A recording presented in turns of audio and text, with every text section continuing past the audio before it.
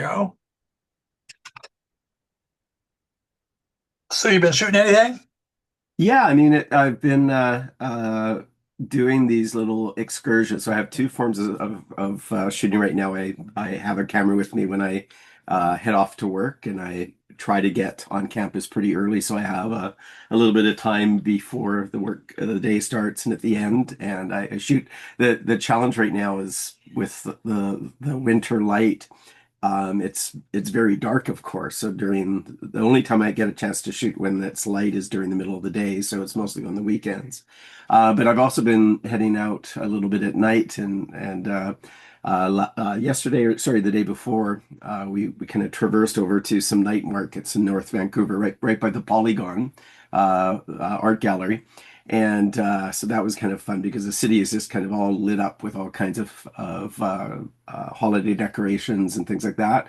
And then I just love being down by the port and everything when you're kind of, crossing over water and, just all of the opportunities there with the light and everything. So taking advantage of whatever I can do when I'm walking out somewhere. Yeah, no, that's what I'm not doing. I haven't.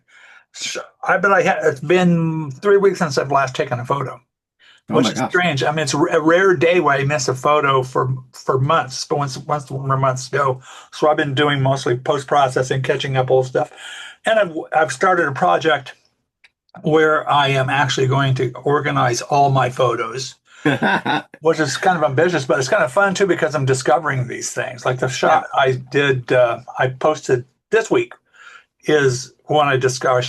I shot in 2018, Hmm. and I always looked at it and thought, well, maybe I ought to play around with it. And this has given me a chance, particularly now that I've been gotten a lot more practice with Photoshop and things like that. So Hmm. it's a good Yeah. exercise, but Oh, it's time absolutely. consuming. If you start shooting every day, and especially if you do a lot of focus tagging and stuff like that, you really don't have time to go into the old stuff. Yeah. I mean, it is interesting too. When I think about, I've been shooting with raw files for quite a long time now, and the software, the technology behind development of raw has changed really drastically. So going back to some of those old photos that, I developed years ago and putting them back through and seeing what I can further refine in processing now can be quite dramatic, especially around well, especially let's say shots that are noisier in terms of some of the ISO, Yeah. the ability to actually have a much better result than was the case back then is quite substantial. Yeah, I mean, what I've done was I'm taking all what I call my prime photos, which doesn't mean I want to prime to the point where these need to be shared to Hmm. people, but these are ones I'm not going to get rid of. And I reduced them by the file size as a JPEG to 25%. Hmm. But this allows me to have a folder with not a very big folder on my computer with like 8,000 pictures Right. that then I can then when I load those into Adobe Bridge, which I use Adobe Bridge, and you can use keywords and things like that, and then you can filter on all those keywords and find like pictures of my wife, for instance. I can put Yeah. Lisa, boom, click that, boom. There's nothing but pictures of Lisa. That's no AI looking for it. It's just by those keywords. So it's a very handy thing, and and it's good to see a scope because Yeah. when you do it in order and everything. So anyway, that's a lot of fun, and I think it's going to be definitely worth the while. Yeah. The other thing I'm doing right now, and I've already done one, is I'm assembling some picture gifts for close friends. Yeah. So I have a lot of friends who, over the years, I was the person always putting a camera in their face, and then when they started having kids, I was putting cameras out and capturing a lot of things. So I have what's known as the vault of images for probably about six, seven different family groups. And so I'm trying to uh, I guess extract from some old pictures that they may not have seen for years, or in some cases never seen, something that kind of captures them at a with their kids or things like that. So I had a couple actually probably a year ago now. I shared a picture with Weekly. It was, I don't know if you'll remember it. It was a shot of a bubble, like a giant bubble, but it was like very psychedelic with all of its colors, and it was shot Oh in yeah. a forest, so there was all these reflections of the forest in the psychedelic color. Well, that bubble was blown by a friend of mine, and there was a whole sequence of him blowing bubbles. And that was a time when like his daughter was maybe 3 and his son was 5, somewhere around there. So I put together some of those with his kids at the moment, and he maybe saw those some of those when I first developed them 13 years ago. But on his birthday, I presented him with a bunch of those pictures all framed, and he was quite happy about that. So I'm trying to use that as kind of a way to go back, pull something forward, and then gift it to some folks. Yeah, that'd be good, especially if they haven't seen the photos before. Yeah. Well, even if they have like seen them again, but like more often than not, people are seeing that, they've seen them digitally, but to see that as a print is it's a different interesting presentation. So Yeah. but I have figured out that, people might not necessarily want to get a huge print from me because I might like it, they might not like it. So I'm trying to think of ways to do smaller projects or, like using 5x7s or maybe an 8x11 or something, but not go too big on them. Yeah, and if you go to any of the places online that do photos, I use MPEX. I'm sure there's others that maybe even better than that. But it didn't cost that much to get 5x7s or even 8x10s. Well, I bought a printer last year and I'm starting to use it more and more. But I'm mostly using it for these kinds of projects, and Yeah. I love it. It works really well for me, and I'm getting pretty good results. I want to do. I'm not fully locked in terms of my calibration. Mhm. I've calibrated my monitors, but I need to kind of extend that into the print device as well. But I'll get there. But I'm all spidered up and I'm Yeah. halfway through the chain. I've got a spider too, and I need to get mine calibrated. I keep getting these alerts. It's Hmm. been a while since you've calibrated your monitor. So, and yeah, you mentioned something about the printer, and that's the kind of a whole nother thing. It's also like if you use a scanner for Yeah. film scanner prints, that's a whole nother thing altogether. There's so many things you can do with that, and there's so many things that can go wrong. Yeah, and I mean scanning, I used to scan quite a bit more than I do now, but like I haven't figured out like I part of me would like to figure out a really simple processing flow because the fiddliness you get into with scanning slides or negatives is really remarkable, especially with the once you're trying to manage dust and you Hmm. have to have everything absolutely flat and illuminated, like, and I've got like a couple copy stands that I've purchased over the years and thinking, okay, I'll just build a station and I'll have a camera there and I can go, identify the slide and then go slide by slide. Okay, now I need a light table or a light source that I can figure out with slides. Then I have to look and find all of my negatives.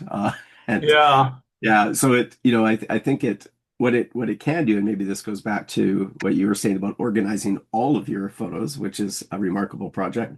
I have like a whole box of photos, printed photos that were developed over the years with negatives, and like it would be really fun to pull some of those negatives and just kind of have at it because the quality of some of the lab development that I received over the years is probably all over the place. Right. And chances are by bringing in the negative, I would, I love when I see, what people are bringing in and playing with in terms of some of the analog stuff that comes in through weekly. And just generally, there's as much latitude to kind of rediscover and then reprocess some or differently process something if you bring it in. But there is some stuff to figure out along the way. Yeah, and if you can scan the originals to the negatives or the Mhm. slides, that's going to be your highest quality. Yeah. But you don't have a lot of latitude. Hmm. What I found is you can do a little bit by scanning for the highlights, scanning for the shadows, maybe make a scan for the midtones, and then put them together and kind of bring everything Hmm. together. But that's a lot of work. Yeah. So Yeah. you only want to do that for ones you're really serious about. I think the main thing I think you need to do, because if you get caught in the weeds with that, you lose track of what you're actually trying to do is actually scan your photos Yeah. digitally, so you get them all done. And then I think the step then would be to do that, and then go back and take a look at the ones and seriously fiddle with them. Yeah. Yeah. It's interesting. I was thinking about other projects that I've done over the years, and what I used to do when I first started getting into maybe some of the with scanning and working digitally with more photography, I would take old family pictures. So I have an old picture of my great, maybe even great grandfather's threshing crew in 1907 in Wow. near Weyburn, Saskatchewan. And so there's like 50 men, like one of those, broad postcards, and I have the print of that, and the print is in pretty bad shape.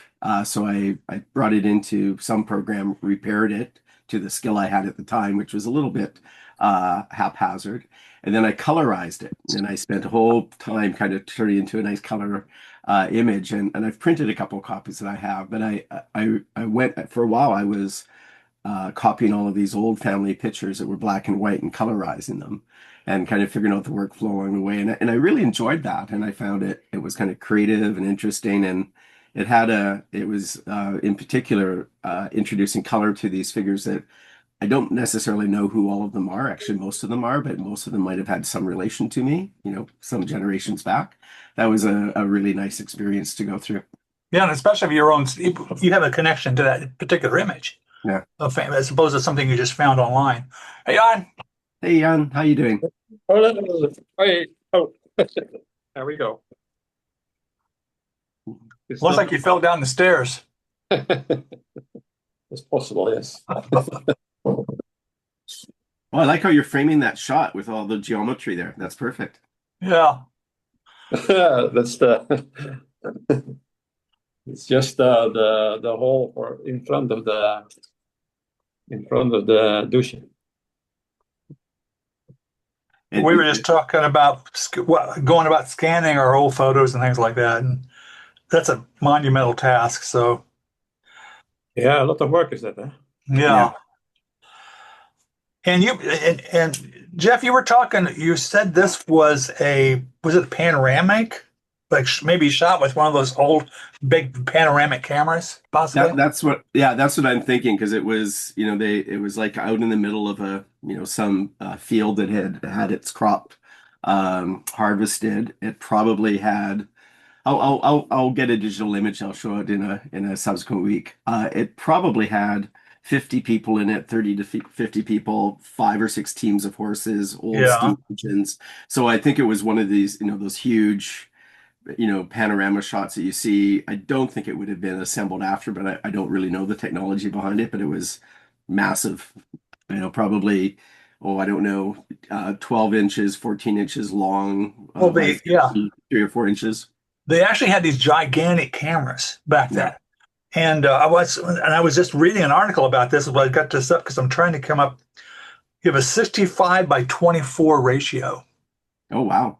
for panoramics, and apparently there's a Fuji camera that uses a 100 megapixel uh, sensor, but when you click that on, you're only kicking a strip of that 100 pixels. Of course, you got a lot of pixels to throw around, so Hmm. that works. But I'd like to. I need to study that 65 by 24 because I've got a lot of way too long panoramas. Like when I shoot a Mm. stitch panorama, and I'll like do a complete 360, and if you put those all together, it's like a really thin image, and there's no way you could actually print that out.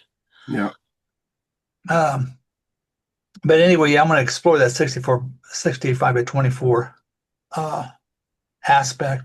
And there was a restaurant in Indianapolis called the Aristocrat, and they had the walls covered with those photos, like from, Mhm. like say 19th century images and places in Indianapolis or historic things. That restaurant burned down and he lost all those images. Oh my gosh. And some of them, like the Indianapolis 500, there were images there where famous drivers had autographed the photos and things like that. Oh, I mean, that's it's probably tragic. worth a fortune with all those things, and they lost those all in that fire.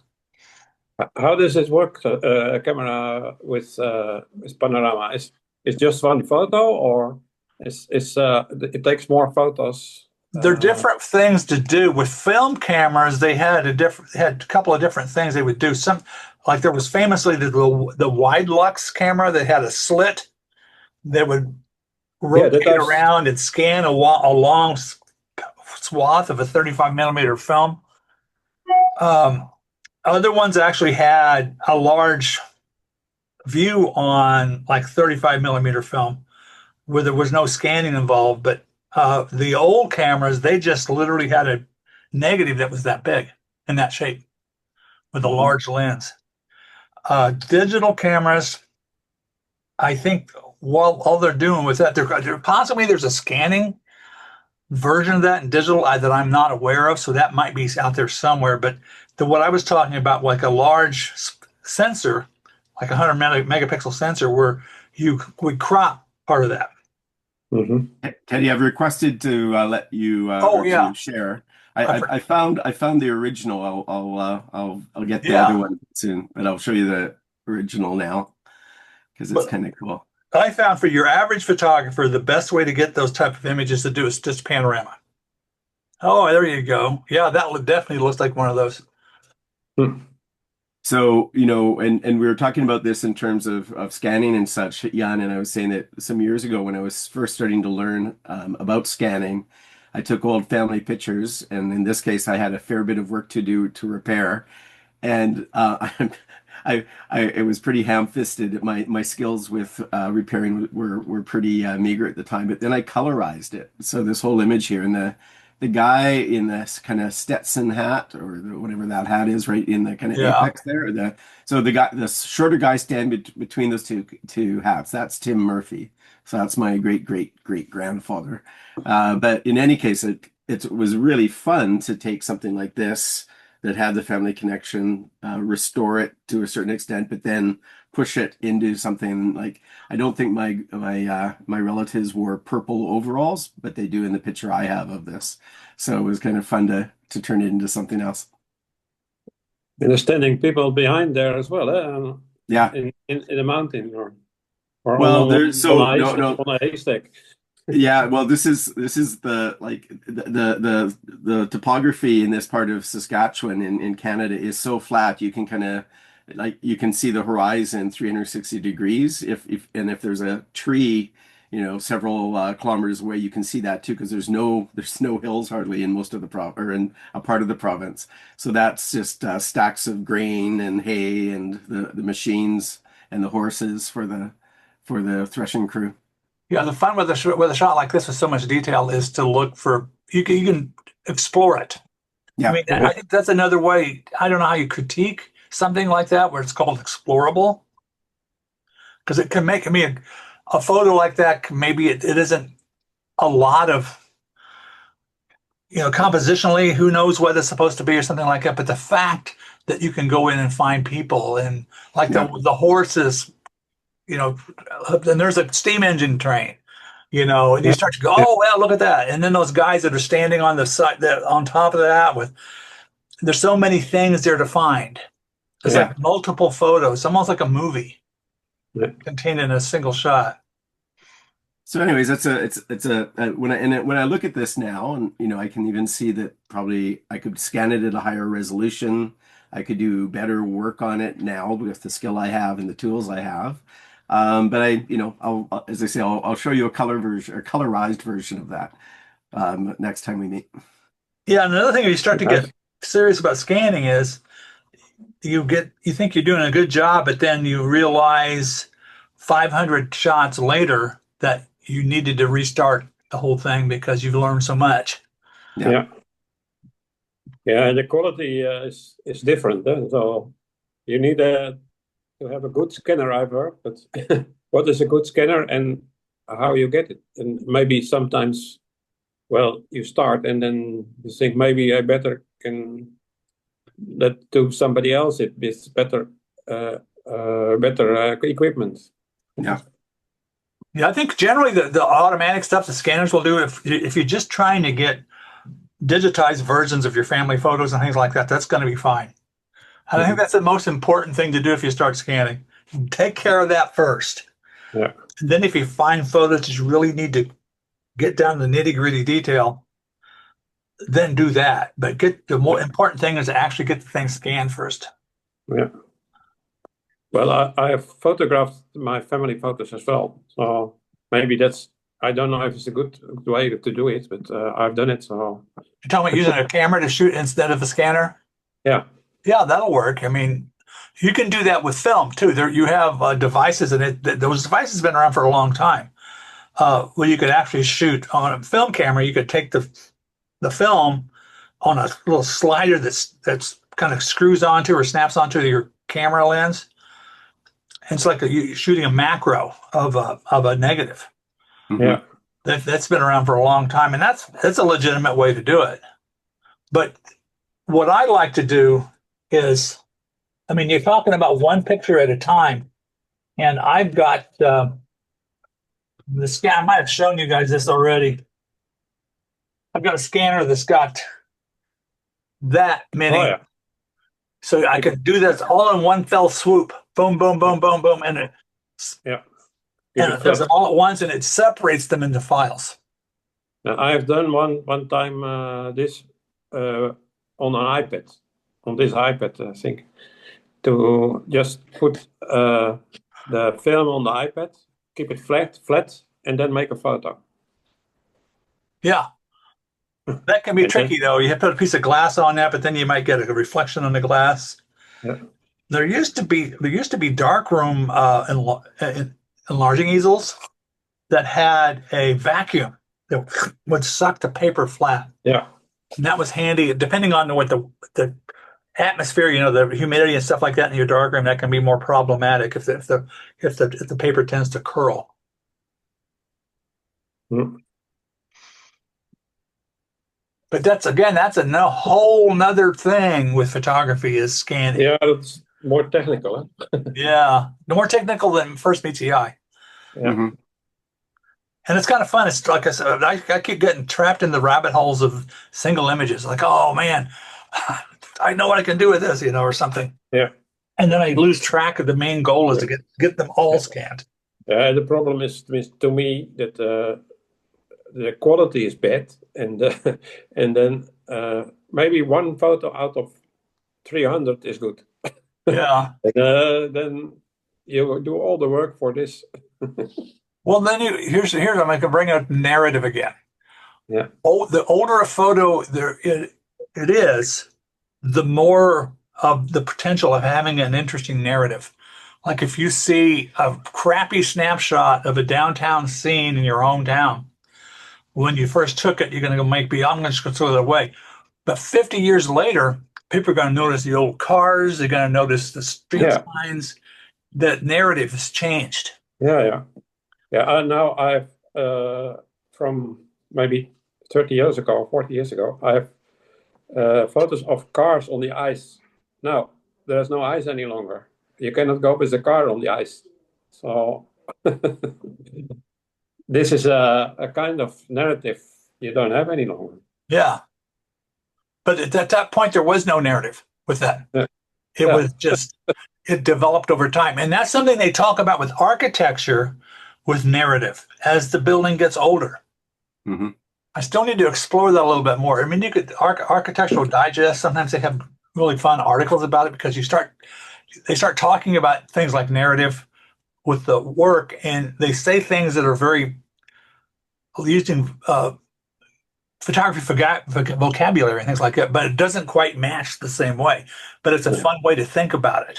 Yeah, and another thing is that when you take it 30 years ago, something from a building, it's modern. At that moment, it's modern. Yeah. And now it's old. Mm-hmm. So you compare with everything you have now. You compare it with the old with 30 years ago. So. Yeah. And if you do it in a way, I don't know, there was in the 20s or something, there was a photographer in Germany who made photos of fabrics of mine, I think. Yeah, and he did it in the same way. So when you do it in the same way, then you have series of this, and it's maybe nothing work. But nowadays, it's really something, huh? Because it's done in a way that it has quality, and you can compare it with nowadays. Yeah. So two advantages. Yeah, and some of those photographs from way back early on, like Edward Weston, uh, Alfred Stieglitz, and stuff like that, you can see the quality is different. It's not as good, but still, there's really good quality involved in that too. That's the tones are incredible because they're shooting, 4x5 negatives and things like that, even larger. And there's more to it than meets the eye with that, and that's unique. So there's a Mhm. narrative of that as well, because Yeah, that's almost gone. The yeah. way they did that is like gone. I'm sure there's people out there that practice that stuff, but like the autochrome process, color autochrome process, people still do that. Um, but it's not really something you do. When you take a look at color autochromes, No. they're like eerily realistic, but Yeah. still there's something else about it, that you couldn't capture that with a digital camera. I mean, maybe Yeah. somebody will make a filter for Photoshop to make it look like that, but that's not the same thing. And is it worth the time that you put in? That's you consider that. Yeah. I'm not going back to darkroom, but I love to see it when people are doing it, and I Yeah. think, well, my heart is going open again. But I don't take the decision to make an own darkroom in my home again. That's too much. Yeah. Yeah. I spent a lot of time in the darkroom, and I would not mind visiting somebody's darkroom, but I'm not going to have my own. And like I frequently tell people, I probably already told you guys this, I consider film like my ex-wife. So I loved it at the time, but it's and you still have to have the after the fact, the post processing. And I frequently bring up that shooting slides, transparencies, you don't really have processing, a post processing. You can make prints out of slides, but that's usually you don't get that great of a look, that good look with it. Um, and there's a really fun history about how the National Geographic, they always required people, the photographers, to send in slides instead of negatives. And the reason why they did that, they could lay out the slides on a light table really quickly and go boom, boom, boom, and pick out which one they want. If the photographer sends the negatives, they got to send the negatives to the darkroom, and then they make the prints, and then they have to look at those. They don't want to go to that trouble. No. So slides were a great way to do it. And slides are great as a presentation when you shoot them through a slide projector onto a screen. I mean, they look Yeah. absolutely gorgeous, Yeah. but they don't look as good. I mean, I think when you transfer it into like whatever the process they use it to run through a four color press, like a big Heidelberg press or something like that, those look fabulous, like National Geographic magazine, like magazine or stuff like that. But you're not going to make those same prints in a darkroom because I've done that. You can get close to it with the Cibachrome process with slides.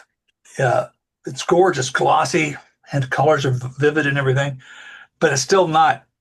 You just don't have that much information in a slide. A negative has a little more information Mhm. because you're talking about blown highlights and shadows where there's just nothing there. If it's clear, there is absolutely nothing there to work with. If it's totally black, there's nothing there to work with image wise. Negatives, there is a little bit more that you can play with. And you have more tolerance in a negative as well. Huh? So Yeah, when you make a photo with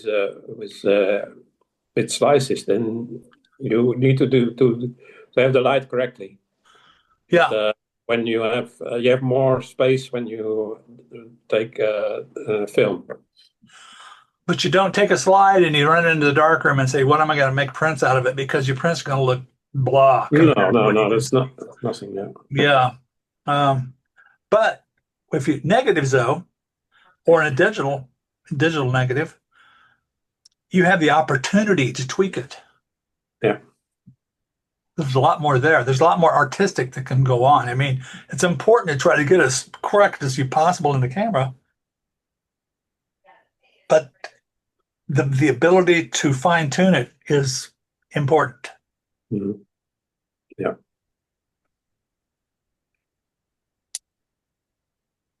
So, Jan, what have you been doing? What have you been shooting?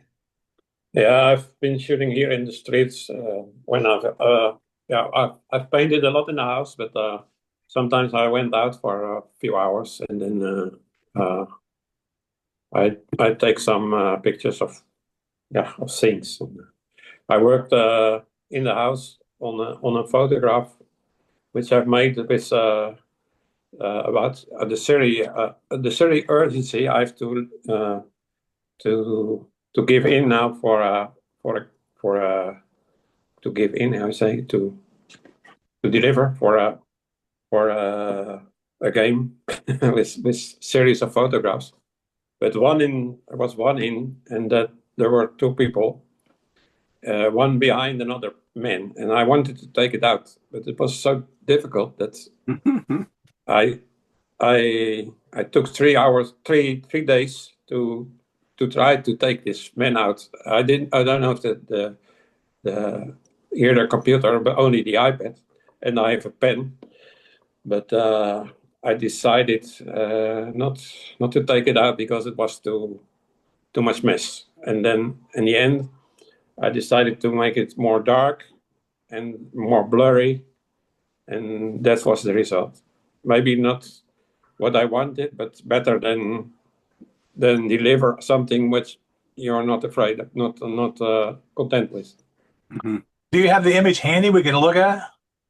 Yeah, I don't know if I can show it to you because last week this is not working, but I can try to. Oh, that's right. We were having trouble with it last week. Yeah. I can try if I can see it.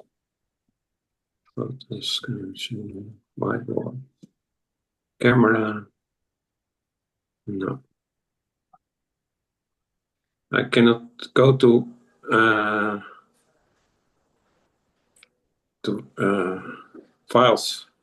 And when you were talking about there was a man in there, you were trying to eliminate in the image, like pulling him out or something like that. Yeah. I can go to photos, but maybe photos. Anyway, no.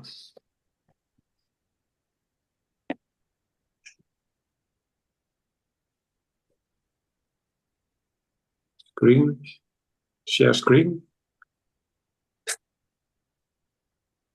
start. There it comes. Oh, it looks like we're looking at your screen. But now I'm going to my files.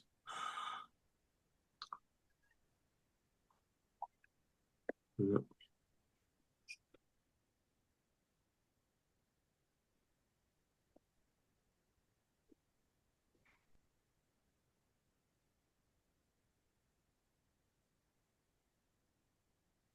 Let's see. Maybe here. No. I'm still in Zoom. Yeah, I can see we're looking at the screen. We can see.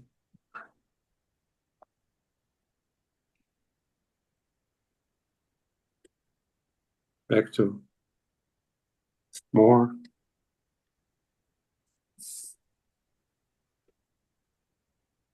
No. About audio. No. No, sorry. I have to work out this first. Okay. Yeah, I'm not. Yeah, I'm not familiar with that. You can tell it's a Zoom screen, but it's nothing like what you get on your computer. No. So anyway, yeah.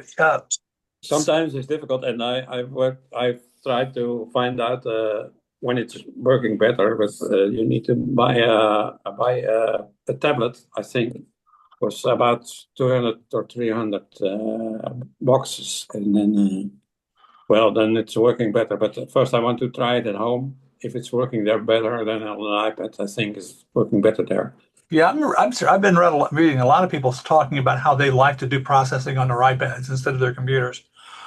And I've seen some videos of them doing that, and that's kind of interesting, but I don't think I can't. I mean, I need at least two monitors, for example, for me to really get serious about processing. I mean, I will on my laptop, I can do that. I've got a workspace for just a single screen, Mhm. but I don't like. I would prefer not to No, do that. it is new for me as well, so it's taking a lot of learning time as well. Yeah, So, It can be quite when I awkward. yeah. So I think it's better when I start again in my home, and then if it's working, then it's fine. But well, I have some. Maybe I have some 2 weeks more when I'm at home, so maybe I'm going to do it at home, and then I don't know how it's working with you, but when something is not working, I just try to to get more effort in it.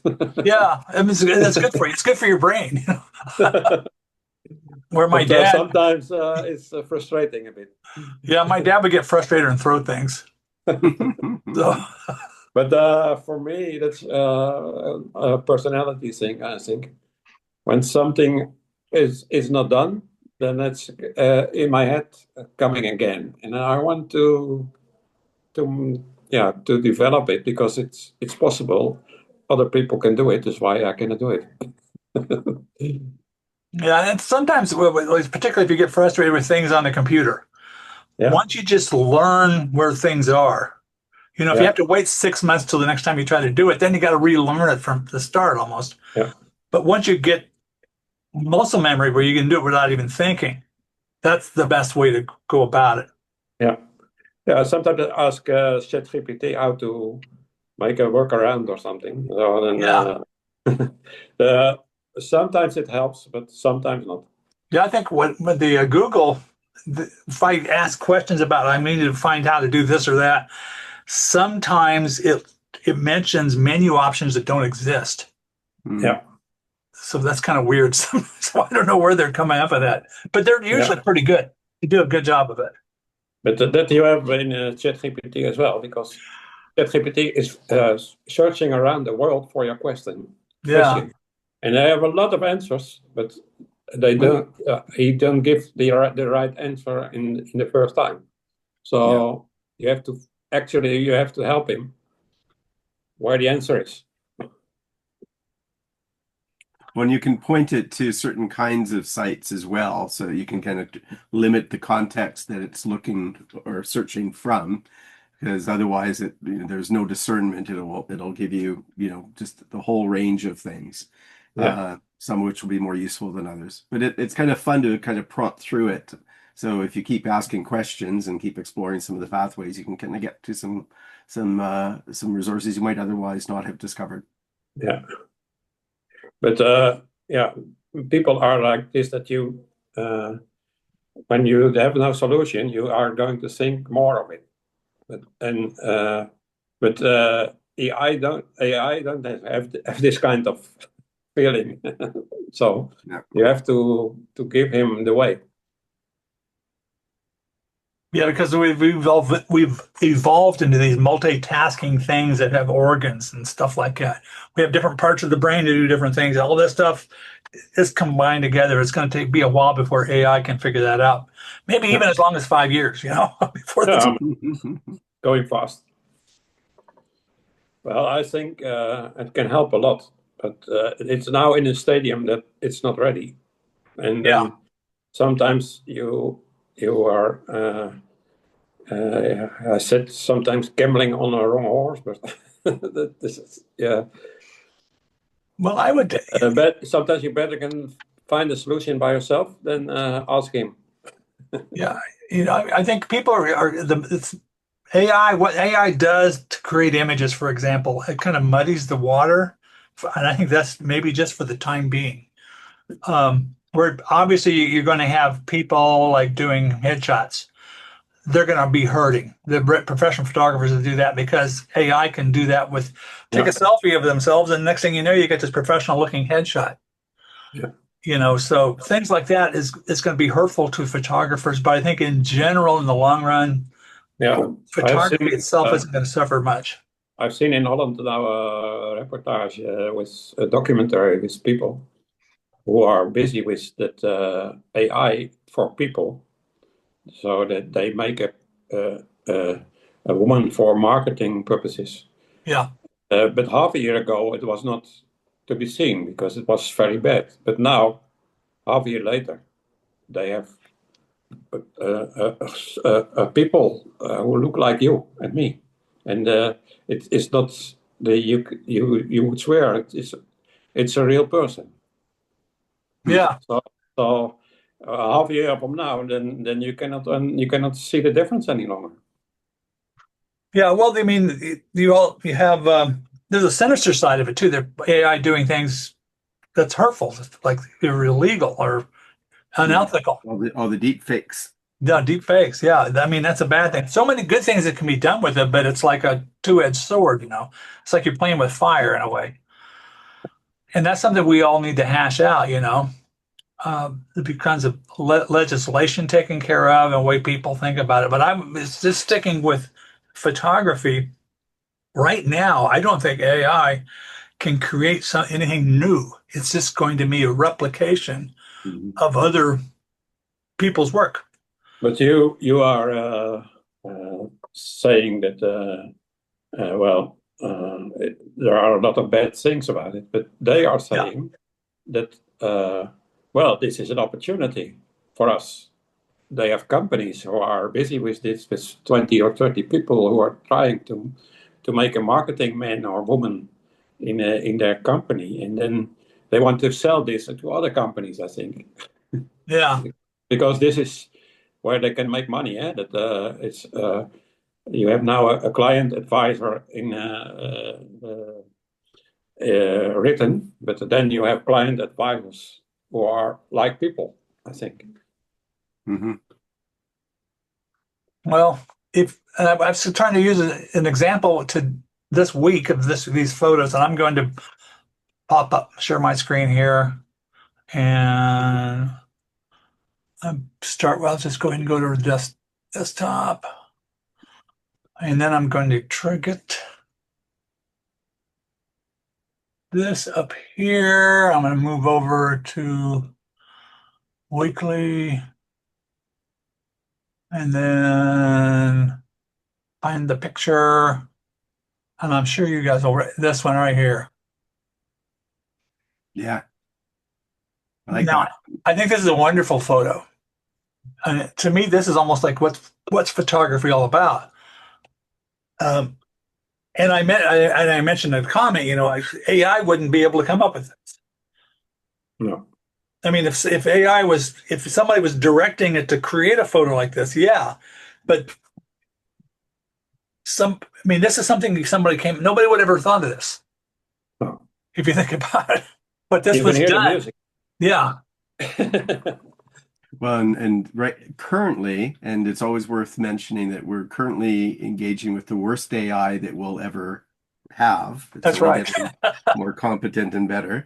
Like it would really struggle with the fingers, the hands. They would look Yep. nothing like that for one. So even the rendering output, but like I mean, this is an actual capture where AI might capture something that never ever existed, but maybe never could or would exist either. Whereas this actually, and sometimes things that look very unusual are extracted from something that actually happened, and in the moment, the instant of time it was captured, and that to me is part of the magic of what photography is, because Yeah, like even no, just the go on. isolation in this moment is not something that you would necessarily see during the performance because there's movement here that you would witness, but it's the freezing of this instant and presenting it with this light and with this cropping that make this something also different than what was real life. Yeah, this the nicest on the photo. I find the hand because the hand take you away from the face, and you can guess what the emotion is in the face a bit, Hmm. and so you can hear the music more or less. Well, there are so many ways you can think about this. I mean, like the face, the the emotion is in the hands. I mean, you notice his eye is riveted on the neck, or at least the hands. So that's whatever he's trying to convey through his face is actually being done with his hands. I mean, they're different. I mean, many of these things that fascinate people, and not just people, but viewers, are incomplete. Hmm. But you start to makes you think about it. And I like And the uh, filigree stuff on the headstock. It's almost like a plan view from above of what's going on with the musician, with his arms curling around the instrument. it's really a good photographer who has made this photograph, I think, because Yeah, Andreas. Yeah, I don't think if he shoots anything but performance photos or not or what, but he's improved over the past couple of years too, a lot. Yeah, I find his stuff really inspiring. It's just Yeah, like the way he isolates and he provides something very creative and complex. And of course, this is just a single exposure, but there have been several multiple exposure ones that he has shared with us that I find quite remarkable. yeah, now you can see his creativity. So Yeah, very much so. actually, this is the moment of the photographer. So he he's trying to tell you something, and that is very important when you are a photographer, that you can show something of you.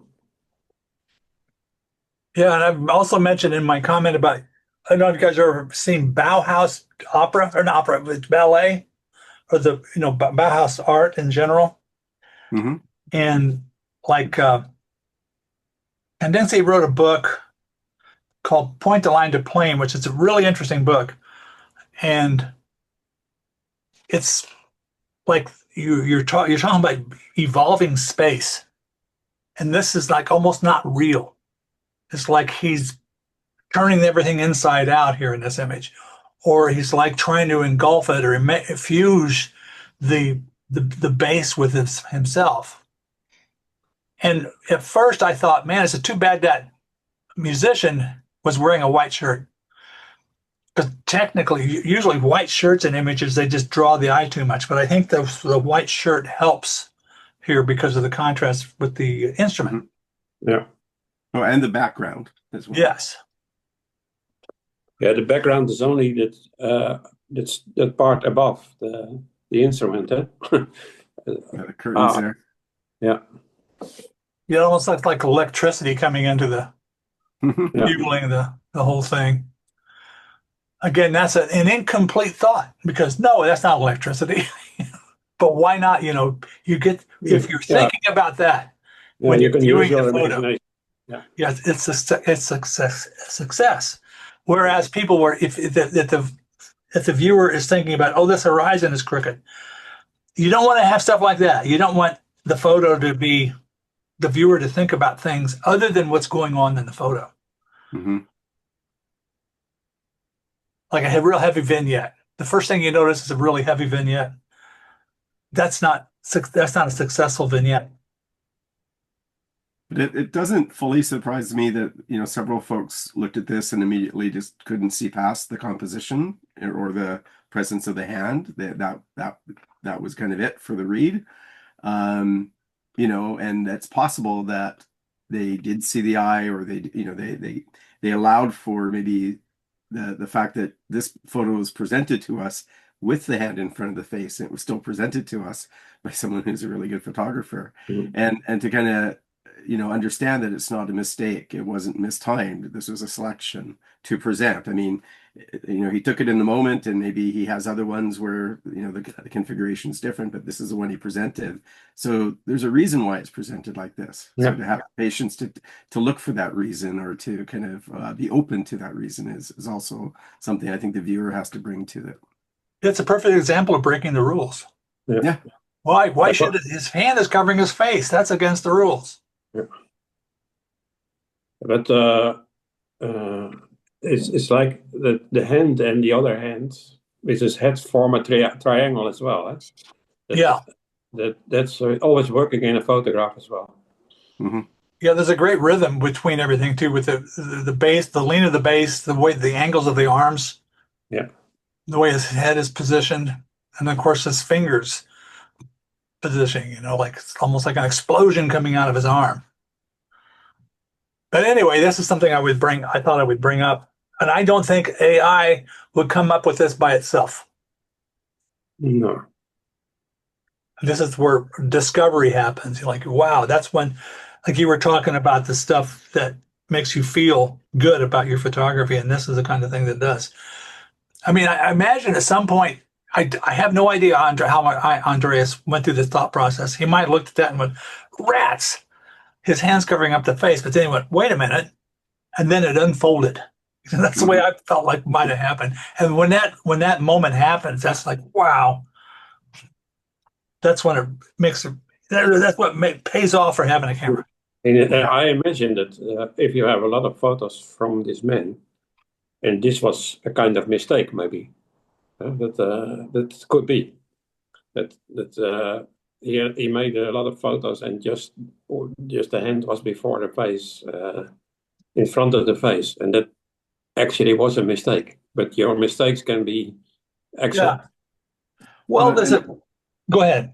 Well, I was just going to say, I mean, like so I take a lot of concert photography, and I think a key thing to keep in mind is that, well, at least for me, I'll speak for myself, you don't necessarily know exactly what you've captured until you go back. I mean, you're in a fast-moving environment, nothing is posed, stuff is moving quickly, lights are changing quickly, you're caught up in the music, there's lots of stuff happening around you, and chances are you're firing off several shots, however you're approaching that. Typically, there's no flash involved, at least for a lot of concert photography. And it's not until you come back that you kind of get a little bit more of an understanding of the moments that you captured. And I find that really rewarding because, I mean, at the same time as you find all of these really bad ones, you find one, like, so the eyes are open, everything is sharp, there's an expression or a movement in the pose of the subject that's really kind of evocative of the moment. And those things are quite fleeting, as they always are, but maybe a difference I would say is that if you're taking photos of a musician on stage, you do have an opportunity to take many exposures with a lot of intention, and maybe you're moving a little bit, but that does give time for something to reveal itself. But I think you make choices. I know I try to make choices as I'm shooting, but I'm not always sure that they land because there's so much changing, especially the lights in the moment. I've done about 10 years ago photography on a catwalk, and there were photographers with tail lenses, maybe 20 in a square meter, Mm-hmm. and they all made. Now, not everybody made the same photos, but in the end, you can compare the photos, and maybe they look like each other. So if you have something that is different from others, Mm-hmm. then it's working better. Because maybe with a session like that for 15 minutes, you had 800 photos. And then if you pick them out, because making a choice, that's important as well. As a photographer, it's half of the work. You show people the work that's good and not the work that's not good. But how are you going to do it? Making choices is difficult.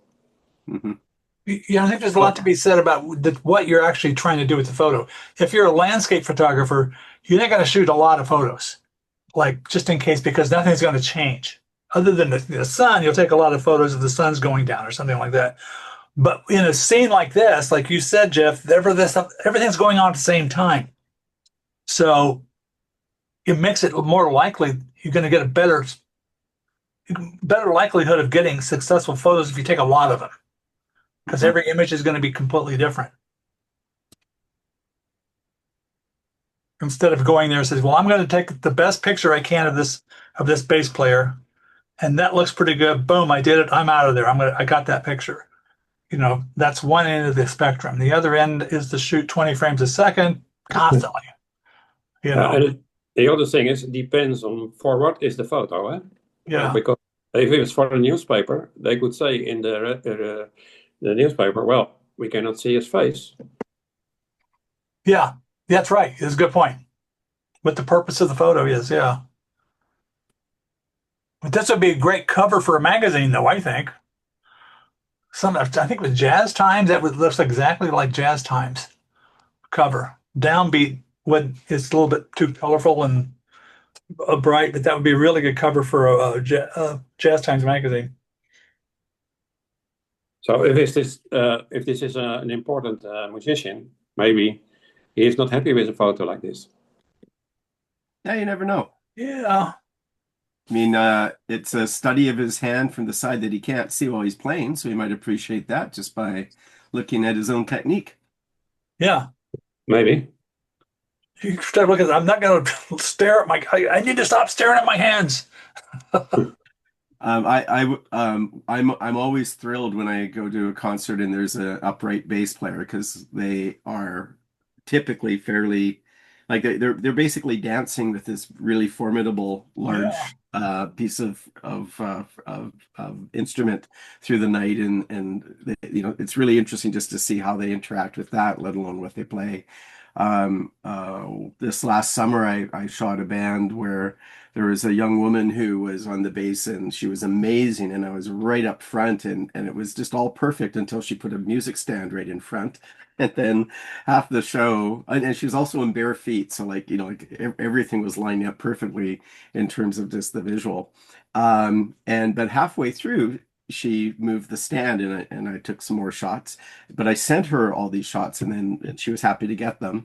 But she mentioned that, oh, I wish I had been off book for this because, all of these I couldn't get on half of my shots was her lower hand in terms of the work she was doing on the strings because of the blockage of the sign. But I couldn't move around because I'm in a very small venue sitting right in front, which was a intentional move. But it was just such a visual treat to have all of these opportunities to take a picture of this really cool musician.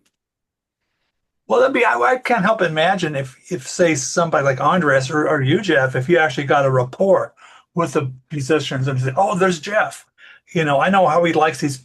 I know he doesn't want that music stand there. So I think that could increase your chances of Well, great. and yeah, and then I think one thing that I'm feeling really lucky about right now is as I've mentioned before, I'm plugged into a local scene here that's a local promoter called Infidels Jazz. So I'm going out to all these shows, and some of these shows are like right around the corner from me. So I am known to, and just as someone who's always here with the camera, but increasingly I have opportunities where I'm giving the pictures back to the musicians. And so I end up talking to the musicians and I share the pitches with them and then we talk about them and then I sometimes am doing more and I've been asked to do more. And so, stuff like that is now starting to happen in just a very informal way. It's just all very on a kind of amateur lowdown, but it's really wonderful because it's so intimate and I have so much direct access and these are Yeah, pretty and small in the venues. meantime, you make your own style, huh? Yeah, Because and I guess one of the things that I've really enjoyed about it is, as I say, I'm really inspired by what I see in Andreas's music, and like I think he's shooting all like at I think more prestigious and bigger venues. At least some of his musicians he shows are. In some cases I can't get a camera in there, but I can get cameras into the places that I go typically. But I just find it really engaging to try to capture concerts, try to capture performance, and usually there's just so many opportunities to challenge yourself in terms of just how to capture things well, competently, yeah, then how to do something creatively that maybe captures some essence of the performance. yeah, I mean, Andreas is wonderful at capturing the performance, in addition to having a really solid picture. yeah. Martin Pardy passed away last week, and he told Yeah, that he said one of his important sentences are that talk to other photographers. When you talk to other photographers, you develop your own style. yeah. When you don't talk to other people, you're not going to grow. So this is his statement, and I think he is right because you are not only one in the world. You have to make you to compare your work with other people. Unless you're Vivian Meyer. Yeah. Yeah, But yeah, you're right. I think, yeah, I when I joined the photography club and when I get involved, actually give and take with Flickr groups and Facebook groups about photography, I think it's improved At least I feel better about what I do as a photographer. But the photography club though is we get to go to meetings and hobnob with each other, and you just all you do is talk about photography, which is great to have a room full of people. All they want to do is talk about photography. It's like it's fabulous, as opposed to a room full of people at a party where almost nobody wants to talk about photography. And then when it does come up, somebody else is going to introduce something about a football game or whatever like that. So That's why they say copying each other's work is the best thing you can do, because if you copy, you learn always. yeah, well, like Van Gogh, even he copied a lot of paintings. I mean, I don't think there's anything wrong with copying something to learn. Yeah. Yeah, that's absolutely right. Well, and you look at in Barcelona, the Picasso Museum, all of his early work, with all of the kind of, learning the style and copying other people's style before one day deciding, oh, maybe we can deconstruct the visual form, and then going into more experimental territory. It's I think the more you challenge yourself to, I mean, you have to get good and competent and intentional about how you are taking your own images. But if you can learn from cool things other people are doing and then push yourself to bring that into your ability set, I think that's a wonderful thing to do for growth. Yeah, and I think most important thing is to practice. Yeah.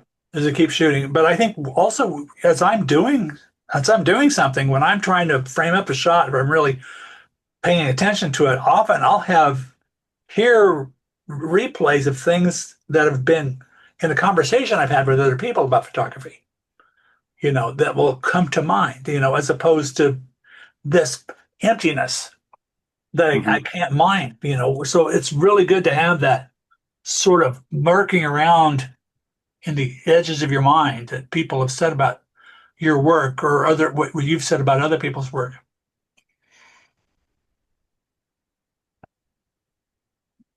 So anyway, that's one thing. My combination started out talking about AI. Can't do that. I think AI will eventually, but it has to become sentient.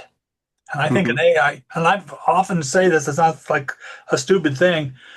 If you have a robot with a camera head going around making the decisions that other photographers, the human photographers do, they'll be they'll be fine. Like then this shot could be done. Mm-hmm. Yeah, but the other thing as well is that AI cannot make choices.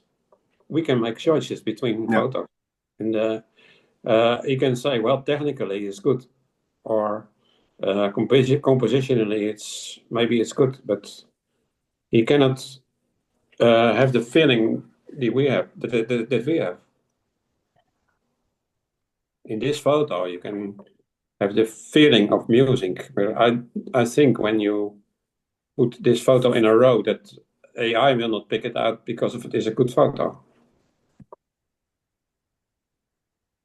Yeah. Well, I think AI will inevitably be able to think exactly like a human being. If that's going to be 5 years from now or 100 years from now, I don't know how we will define ourselves as humans. We'll eventually rely a little bit on what our machines are doing. I think who knows, we're going to be dead before really people get into any serious thoughts on that, what the truth is with it. Because right now we're in the infancy, almost like the beginning of photography, how it's going to end up. Yeah. So, Annie, what's next here? Do you guys have any things you would like to talk about besides what we just talked about? I'm going to stop sharing. Let me just pull up something. So you've been doing all the heavy lifting, Teddy, in terms of questions, and so you asked us to offer some questions. I do, but I also think once we just start on an organic flow of topic, just like we did today, that's good. That is good. Well, I mean, there's one that I had come across. And you mentioned National Geographic and Paul Nicklin. Do you know him? No. Well, and then again, it's one of these things where, there are all these kind of prompts, like creative prompts and strategies that people kind of say, to, take a camera out every day, the best cameras when you have with you, blah, blah, blah. So he had a notion of a 20-60-20 kind of approach. So the idea is that you spend a portion of your time, about 20% of your time developing your skills. You spend about 60% of your time experimenting with light, with angles, composition, things like that. And then another 20% of your time trying to creatively push yourself, beyond the boundaries that you've got. And I was, in the conversation we've been kind of exploring right now, part of that is this idea of like, how do you explore your photography creatively? I think, the two guys I'm talking to here, you both have really strong technical chops. You know your cameras inside and out. Yeah, and you've taught photography. You know more about photography than probably I certainly know, and you have the experience of teaching other people about it. But like, how do you kind of engage in strategies where you kind of feel like you're pushing? Well, maybe there's a need to continue to develop and consolidate your technical skills and the skill set because things change in the gear and such, and maybe the things you're trying to learn. But then how do you give yourself the push to be creatively challenging yourself Yeah. with your photography? Now, last this year, I find out the series, and that's for me is pushing Hmm. because uh, then you have something to work on. When you have a name of a series, well, then you can go out every day and think about his name, and then well, work on it. Like Martin Parr did. I don't know if you've seen his. I've seen a documentary about him. Maybe you've seen some as well, but um, that's a working horse. Just Hmm. he goes out every day.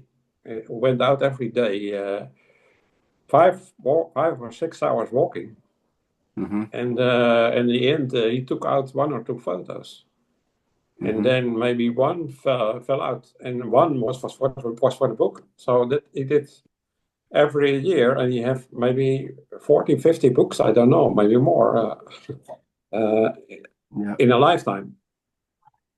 Well, and So his way of exploring, like ideas, like his photographs of the British, or yeah, the way in which he would capture all those beach scenes and these kind of groupings of people in like yeah, it's remarkable stuff. yeah, I so admire his eye for humor in what he would select to show. yeah. But I was thinking as well when I've seen this documentary this week. He is very close to people, and he has a short lens. Yeah. So actually, you don't see that people are angry at him, but it was 20 years ago mostly. Yeah, his famous work is about 80s, 90s, I Yeah. think. But I've seen photos of uh, here on the beach in Benidorm. He was as well, but very close. Hmm. And I'm mostly here in Spain. When I come very close, I get problems with people. So I don't know how he did it. Just yeah, maybe he smiled more than I do, but uh, I wonder. And the other thing is he worked a lot of a lot technical as well. He made flash. He used flash, Hmm. uh, mostly color, and he made use of uh, sharpness as well. So one thing sharp in the front and the rest blurry. Hmm. Or he worked with a tailor lens as well. So actually, he did. Yeah, well, I'm not saying everything, but a lot of technical problems he solved for himself. Hmm. I think when you so actually my answer is you have to work. Yeah. You have to work a lot, and then maybe the result is not effectively enough, but then you grow. Yeah. When he put, I think over time, I mean, and maybe this goes back to your point about having a series, having kind of an idea around which you're building. He was consistently going out and acquiring additional photographs that he connected to that vision, to that series, that work.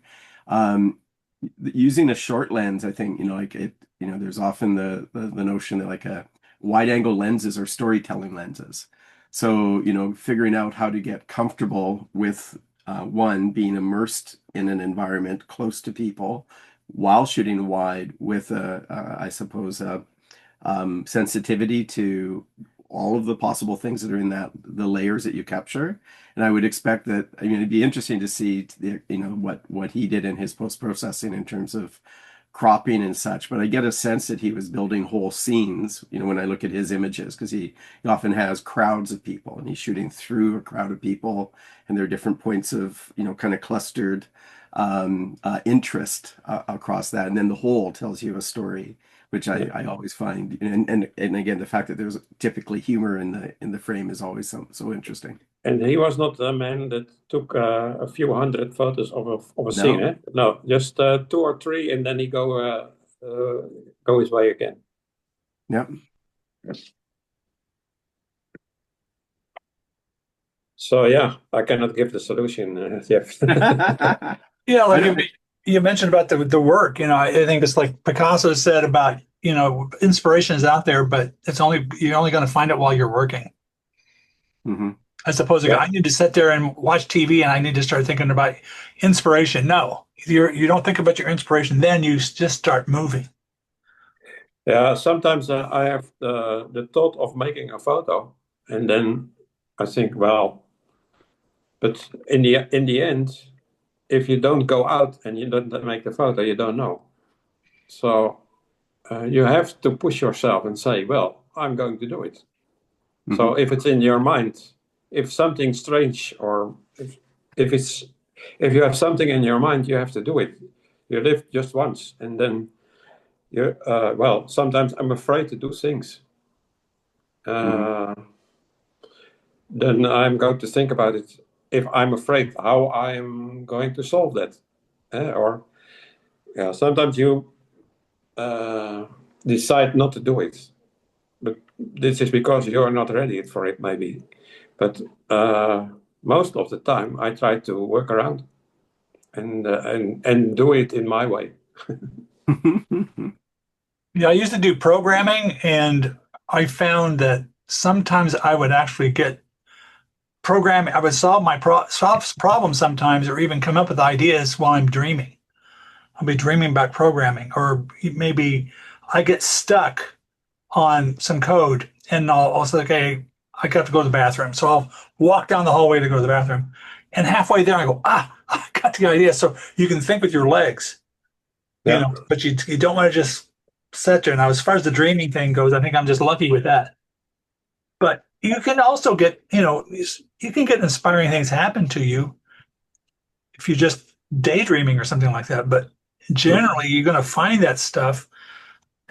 Like I'll be maybe lining up a picture for a flower on my tripod, and then out of the corner of my eye, I'll see something that's going to be really the picture that's going to shine for the entire day, even though I wasn't exactly looking for it.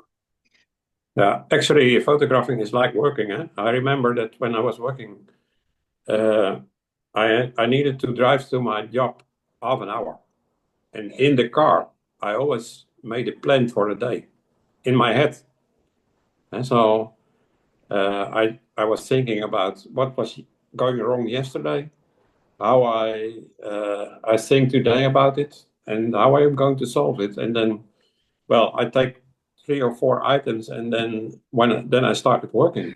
I was a financial, so mostly it had to do with people, or yeah, they did some work was not good, or yeah, no, I was thinking, well, I have to meet these people because I need to solve my problem. Later on, my boss will say, well, this is not working, so you have to arrange something, and that's with photography as well. If you want to reach something, then you need to do something. You need to arrange circumstances.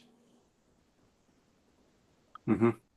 Now, Go everybody ahead. does their own process. Yeah, the idea of when you have to drive and you try to solve some problems while you're driving, so making plans, that's a great idea. But that might not work for everybody, you know. But that sounds like definitely someplace a place people might try to do that and actually get in the habit of it. Hmm. I was thinking, Jan, in the like maybe 6, 8 weeks ago, you were showing us, this is to your point about talking to others, being influenced by others.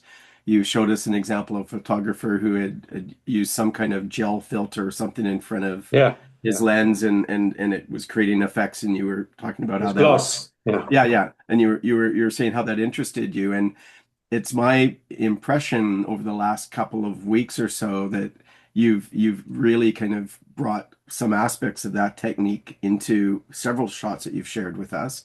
And one thing that's really cool about it is, when you think about what the glass in front of the lens does in terms of creating that medium through which the light is imaging, it's almost like you're thickening the medium of light, and you're playing with the medium of light in a real tangible way. But like the last few shots that you've shared with that effect, I mean, both the focus, the play of focus, and That's the different, huh?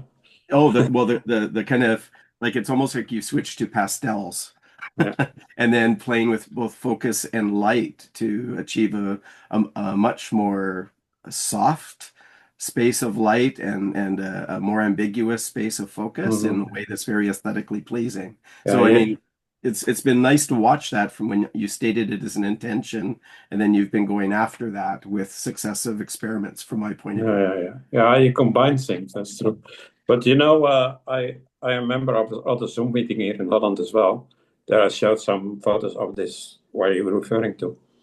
You know what? One of the people there, you know what he said? He Mm. said, "Well, you buy the best camera you have. You buy the best glass you have, and what you do, you do glass in front of it. What's the cheapest you can Yeah. buy?" Actually, it's true, but for me, it's a kind of game. I don't know. Yeah, yeah, yeah. Have you ever played with, but I mean, it's a funny point because so much of it is we want our optics to be not in the way, to be transmitting as much light as clearly as possible with as little distortion as possible. And then you go out with someone who's doing Lomo photography or using like one of those lens baby That's maybe plastic lenses with all kinds of distortion and that, and just having a blast with it. Like again, the creativity can lie that direction as much as a direction that's more sharp and clear and I don't know, precise.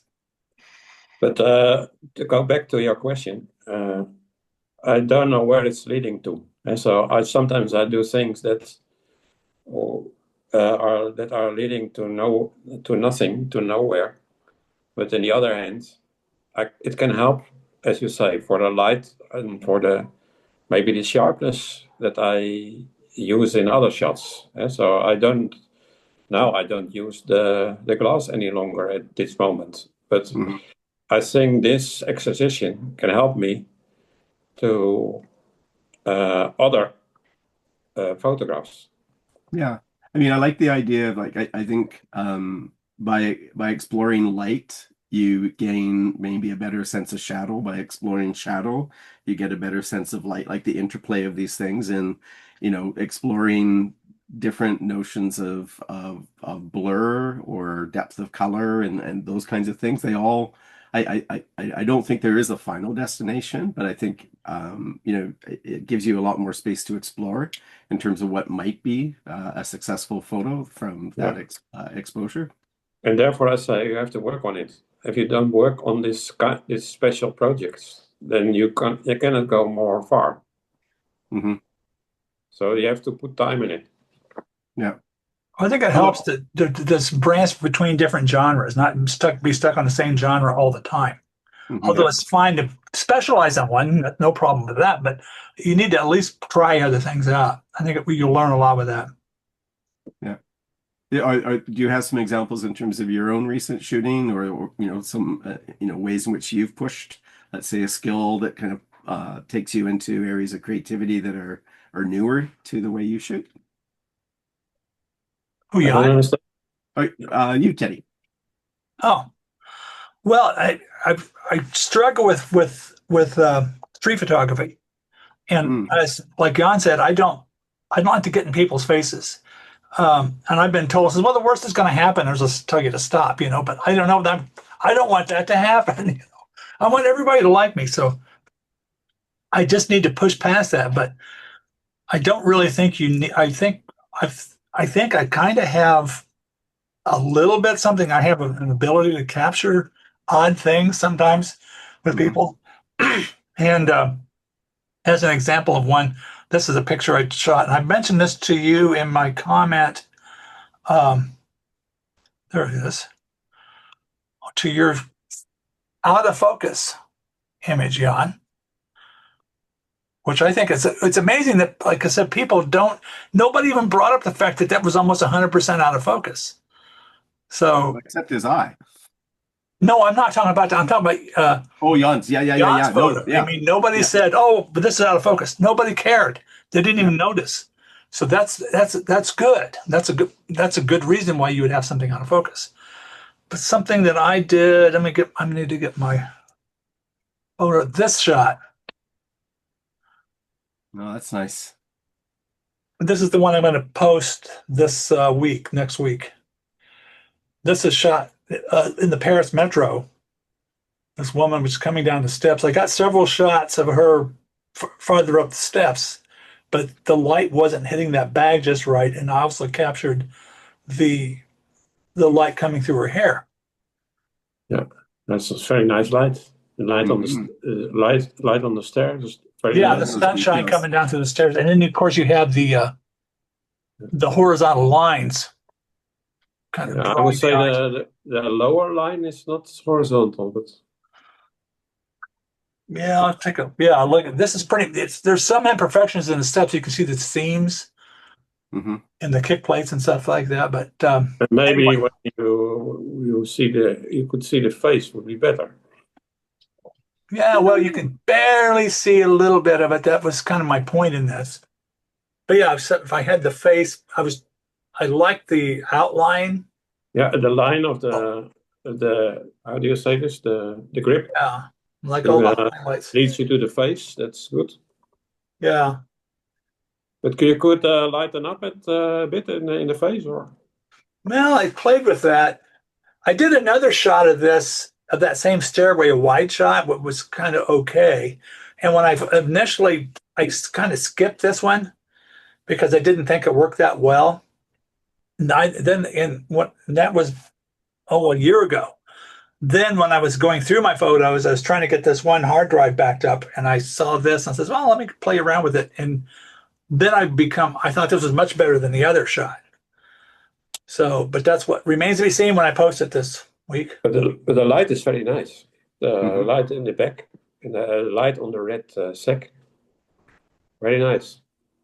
Thanks. Yeah, And and I've been thinking about the face. I mean, in some respects, I think the what you saw in terms of the potential with the light here is realized because of the red bag and just the outline of her body with a bit of her hair. I don't think you need her face here to communicate something really kind of aesthetically pleasing with the light and the flow of the stairs. If you were to spend much time on bringing up the shadow, you would also bring up a lot of other detail. You could isolate her as a subject and bring her up too, but then I think that pulls her out of the light of the shot that you actually took. So I don't find when I look at this that it's a problem to have her in shadow. yeah, I kind of feel like that's kind of the point, Yeah. or one of the points. I think I might crop out that very top step though, because it's kind of funky. So, but anyway, that's one thing I was working on. I mean, other things I I started going to 2016, and that's gonna let me see if I can get this. I've been working with my cats here, pictures of cats. Now that's a picture from this week. That's Yeah, another, and that's that's quite a that shot. one. Where am I? I don't know if I have anything. Yeah, this is I one. like your shot in the museum. In the museum, I like as well. Hmm. With that Oh, man looking into the camera. yes. Yeah, I think he was giving me a dirty look. And the thing, one cool thing you can do in museums are always, usually there's always people around with cameras shooting at the art. So it's easier to kind of get closer to people because everybody's kind of numb to the fact that people are taking pictures of the art. So you're more Hmm. likely to capture something like that. Yeah. Um, oh, oh, there's my wife. Let's see. These are just what happened to be. Oh, here we go. This is this is no big deal there, but this was like a. Oh, This is just sort of give. I don't know what possessed me to take this, but behind the scenes, yeah, making the art. it's my old Nikon Speedlight. Are you sidelighting the dandelion that you're shooting, or What what was it? what was it now? Oh, I'm just saying, like, were you doing a side lighting of a dandelion that you were shooting from another perspective, or what was Yeah, it? so while I was in general taking pictures of flowers with the flash, that's my process. I'll use a handheld flash and go around all over the place with flowers and so forth. I don't do this as much now. Hmm. Um, I should probably explore more, like mainly I'll shoot bees, insects like that. But my camera now is so heavy, I just about can't do that anymore. My elbow, if I go out and spend a half a day like that, and the next day I can't move my right arm because I have my Nikon in my right hand, my flash in the other hand, and it's my elbow gets sore. So I need to find a lighter camera body before I can do that again. And lately, I've been also using more spotlights, little LED spotlights Right. on light stands. There's a stereo image if you wanted. You probably know, and that's where we're back to that cat picture. But with if I go to my bridge, these are there's 6,172 images here. Hmm. And I need to go. Some of these are duplicates. I'm still working on this. I need to get some of these weeded out. But this is where I've got all these images in chronological order. Here's there's a selfie right there. But anyway, this is part of my process of trying to make sure all my images are in one place. And you see the Really cool. keywords. I have these keywords, and you were talking about keywords there, Jan. Hmm. So if I go pictures of Scotland, there's some panoramas. I've got a lot more. I still don't quite have all the keywords in. Anyway, that's what I've been doing. Yeah. Now, as far as what I plan to do, um, I don't. I'm sort of if I point myself in a general direction with photography, I'll start doing it. But since I have this close proximity to flowers and stuff like that, right? Because I can just go out the back door and there they are. So I take a lot of flower photos and stuff, things in the garden. But when I really like to do is go out into cities or into museums or places like that, which Hmm. isn't exactly out my back door. So I end up with a lot more photos out my back door than going in other places. So Yeah. um, as far as what my goals are, I need to explore more of that stuff. And my interest in the long run is going to really flesh out that my um, street photography stuff. Hmm. Or like, architecture, like the one from last week with this image Oh, here. nice. Yeah, Is I it like that. That's the one from last very week. nice? And I scoped this out because we were there in a Mayo Clinic for 5 days. So and that's not a very place to walk around. And I noticed the way the sunlight was coming through these bars. So I knew about where the shadows were going to be at that particular time of the day on my fourth day in. So just the first time I tried to shoot that railing, the shadows weren't right. So I just showed up at the right time Yeah. on purpose. And the blue in the back is very nice. Hmm. Here's one. Hey, you've been sharing several shots out the window. I like Yeah, I like yeah, how you're focusing on the kind of hue of the window more so than the view out the window. yeah. Now this is an iPhone photo, and if you take a, I don't know if you can tell that that's kind of the texture you won't.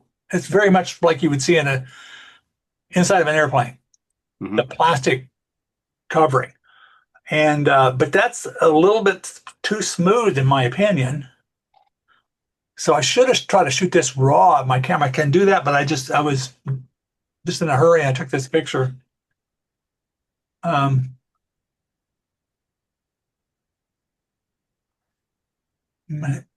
here's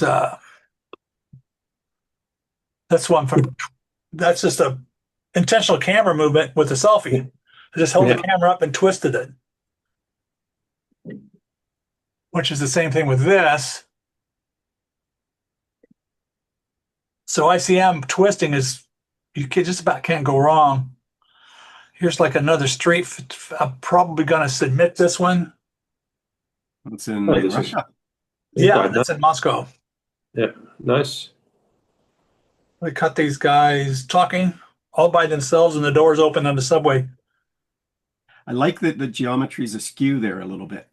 Yeah, It that makes was it thought more was weird interesting. about it. I mean, the geometry in those subway, they have these massive subway stations, and Hmm. there's never any advertising.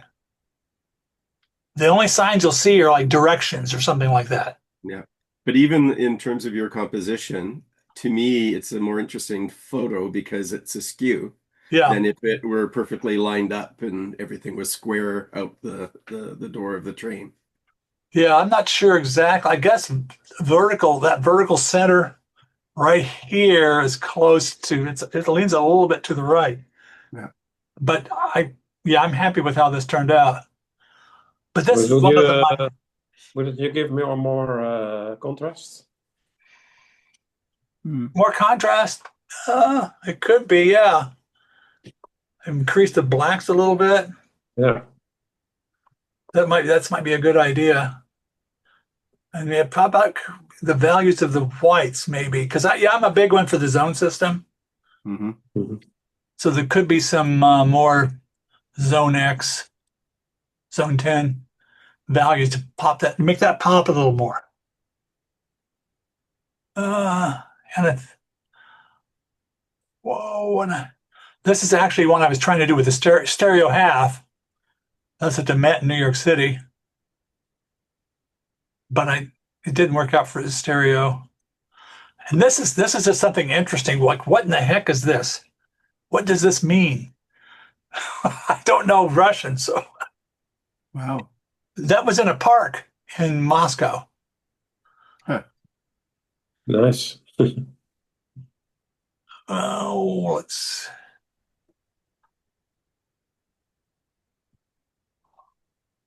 And this is something in my hometown here in Bloomington. I just like the yellow and the gray together. Yeah, I and like the shadows. like shadows. Yeah, nice. Yeah, if you get early in the morning, not early in the morning, but mid morning is a good time to do that, Yeah. or maybe early morning too. Here's one. Now here, this is a focus stack, but you can see the bottom. See how that stack hasn't come all the way out in front of it. That you don't like. Um, as you can see, I do a lot of But what you want to going to shoot in the museum? People or people. people? Well, People. I like to take pictures of the art, Mhm. um, but I don't.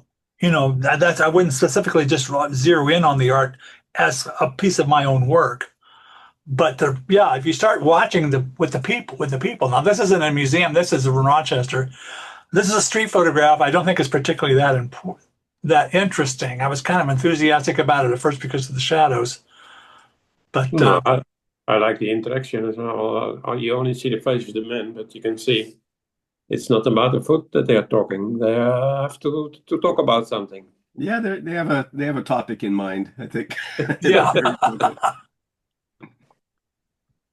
He's got his arms folded in a very defiant way.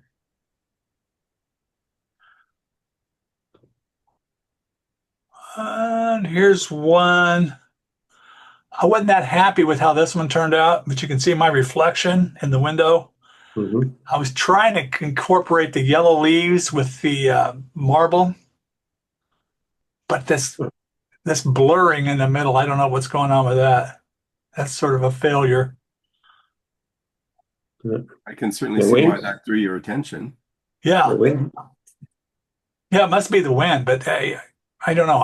I could probably go around and touch that out, but that's going to be a lot of effort, and I don't know if it's worth the effort to do that with this photo, which is another similar thing. That's the Mayo Clinic as well. And architectural shots like that. But you can see you are searching for other ways as well, huh? Yeah, I mean, I definitely would want to like this one here. I liked how this turned out, Hmm. but I could not get the lines right. Hmm. See, this rectangle over here is crooked, and this one's even more crooked. I mean, I wish that would have been perfectly, and then maybe I could go to the effort to straighten that out. I don't know if that may be worth the trouble. But here is, Well, if it's close, you can go back maybe. yeah, there's a Harvard Yard in Harvard University right in front of the library. People are a demonstration about Gaza, I guess. Well, Did I ever show you guys this one? Yes, Okay, last week. but basically, yeah, that's what I've been doing. Uh, now, what I would like to do, well, we've got like 21 minutes left. Jeff, your picture this week, Hmm. which I thought I already had it up here, but let's just go ahead and get it open up again. Yeah, you intrigued me with your comments on the saying that you had something to show Yeah, me. Looking let forward to me it. let me find it up here right in my downloads.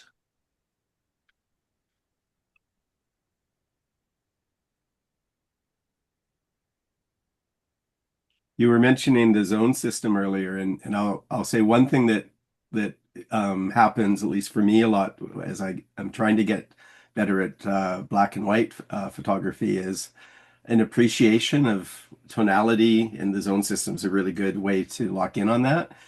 Is extraordinarily useful in terms of thinking about what you're trying to do. Capturing it on street and like in the moment is often difficult, but if you're generally taking care of your highlights in post-processing, you have a lot of range to work the negative or the raw file. So the zone system is a really nice thing to bring into your kind of I suppose the approach for what you're going to do with a monochrome image. Yeah, and I think as the zone system, you understand the grayscale a little bit more, and you start to wonder about how can you make a photo high key or low key Yeah. to by eliminating those squares on one end of the grayscale, or how you can compress tones and Yeah. values to make it a Is this more sexy photo, or maybe you end up compressed too much.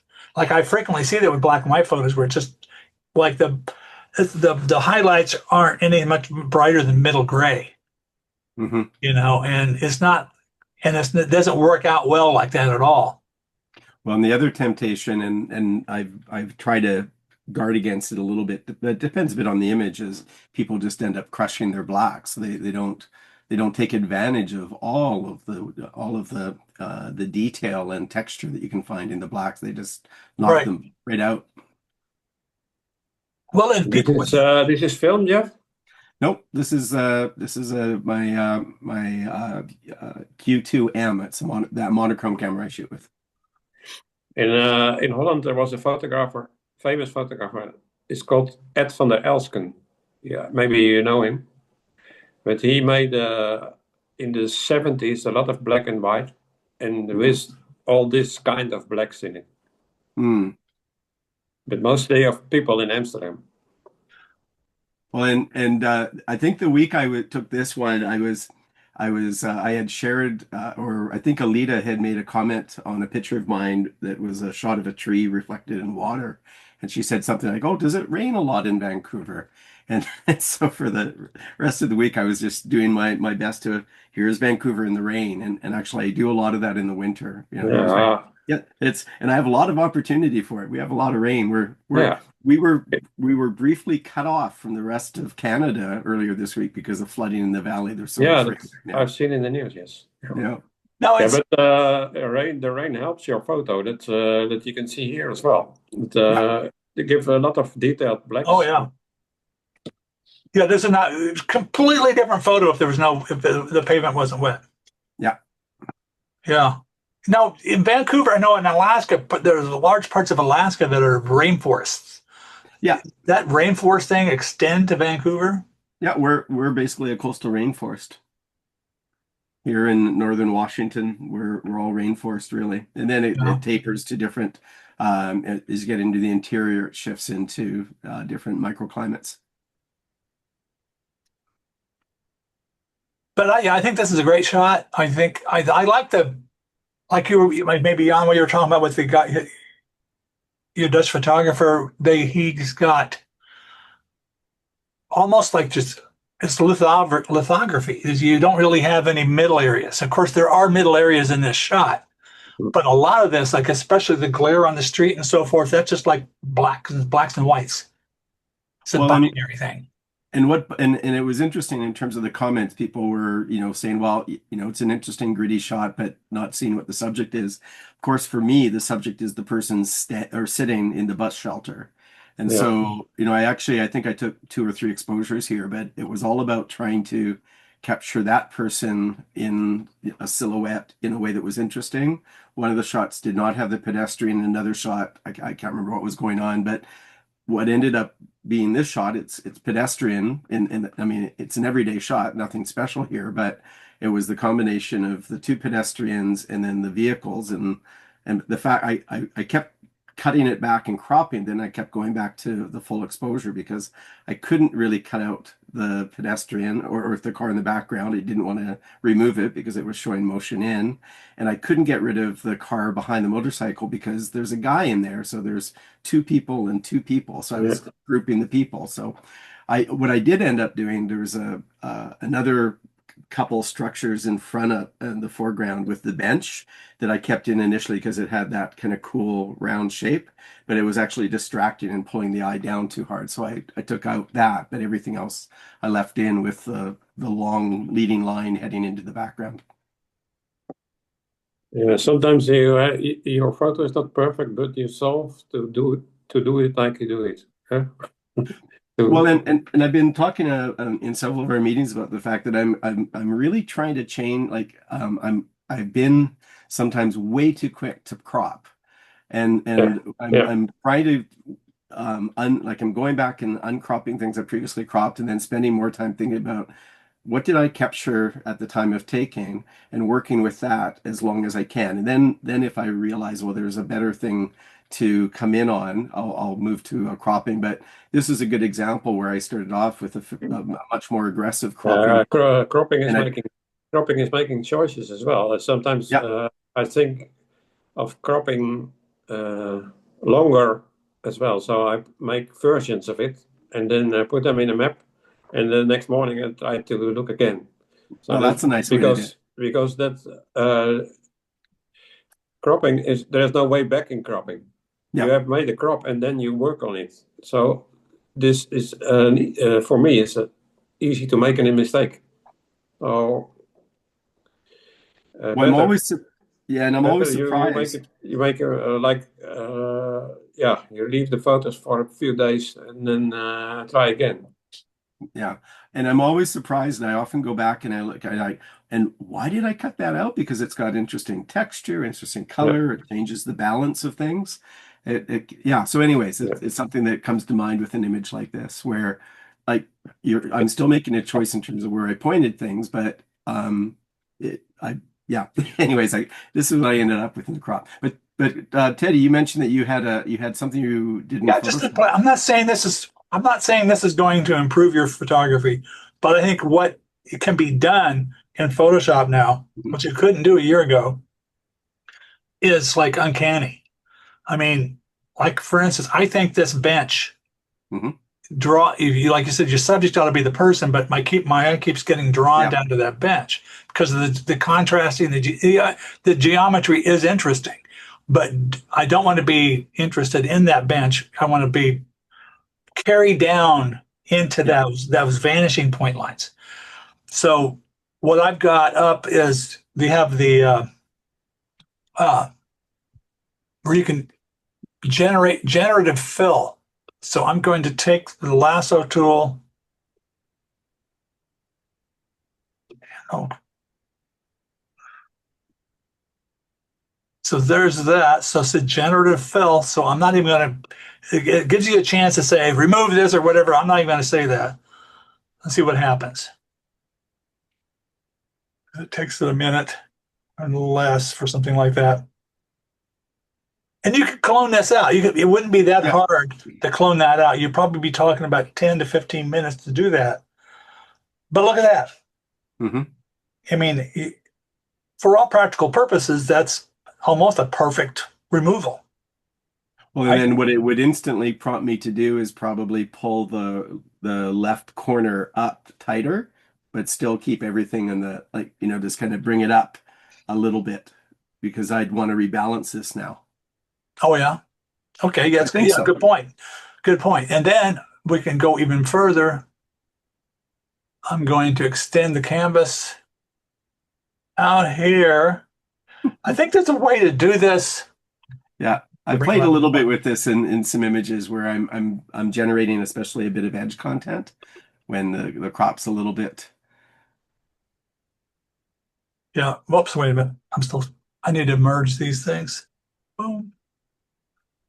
Now I'm going to select this blank area and Let's see what it generative does. fill.